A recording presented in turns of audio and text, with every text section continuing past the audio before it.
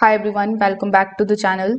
So if your HoMedics massage gun is not turning on or if it is not working, it is usually relating to battery charging or internal safety protection. So in today's video, I'm going to show you step by step how you can fix it very easily in 2026. So first of all, you need to plug the device into the charger and check for any kind of indicator light. If there is no light, you can try a different cable, adapter or power outlet.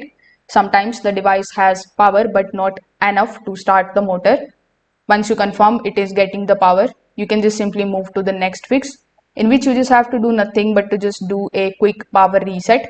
For that, you just have to simply press and hold the power button for about 10 to 15 seconds, and after that simply release it. Wait for a few seconds and try turning it on again. This is going to clear the temporary internal glitches. Afterwards, simply remove the massage head attachment. If it is too tight or not aligned properly, the motor may not start due to the safety protection. So make sure that it is fitted correctly and spins freely. If the device was used for a long time, it may be entered into the overheat protection mode. So you need to do simply wait for it and let it cool down for a while, and then you can try again all of these steps. So if this video helped you out, make sure that you like this video and subscribe to the channel. Thanks for watching.